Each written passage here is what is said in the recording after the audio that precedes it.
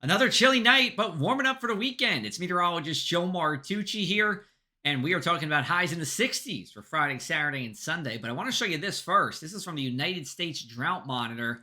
This is the introduction of what we call abnormally dry conditions for those areas in yellow. So Hamilton, Bridgeton, Vineland, Buena Vista. And this is a transition stage between normal conditions and drought here. So we are creeping closer to drought in those yellow areas. And that's because we've only seen about 25% of the rain we should during the month of October. We talk about that in our Something in the Air podcast.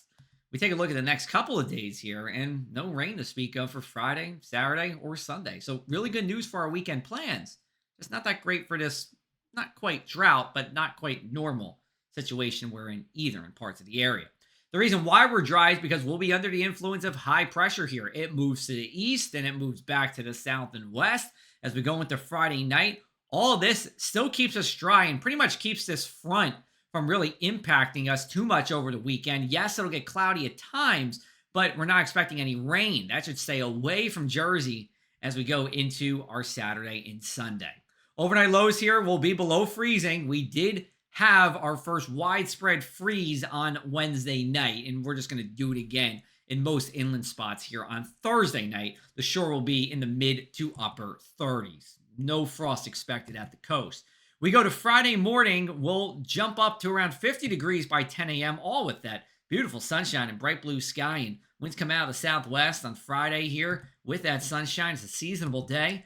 And then for your weekend, we get into the low and mid 60s here. Wouldn't be surprised if we got into 68 or 69 degrees in far inland places. Overnight lows around 40. Flipping on over to the shore, milder at night, of course. Some comfortable nights here. While it's not like last weekend where it pretty much felt like a mid-September day, it's still a very pleasant one to be out and about. I know we have a marathon over in Wildwood Crest. That's looking good. Anything you do this weekend, it's looking really, really nice, including looking at the fall foliage because we are peaking in Bass River State Forest. We're talking about peaking in Batstow and Parvin State Park, Stowe Creek State Park, all in peak color.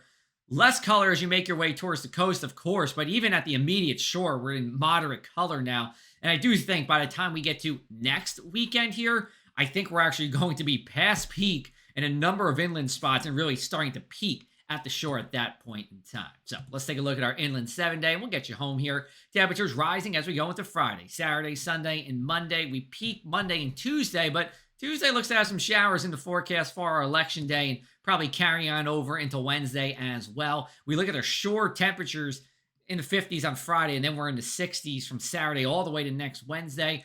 If you're missing that chill, though, don't worry. By the time we get to the later part of next week, I do think a cold shot's on the way. It actually could be a pretty cold following weekend here in South Jersey. You can download and subscribe our latest Across the Sky podcast wherever you get your podcasts. We have the Winter Outlook.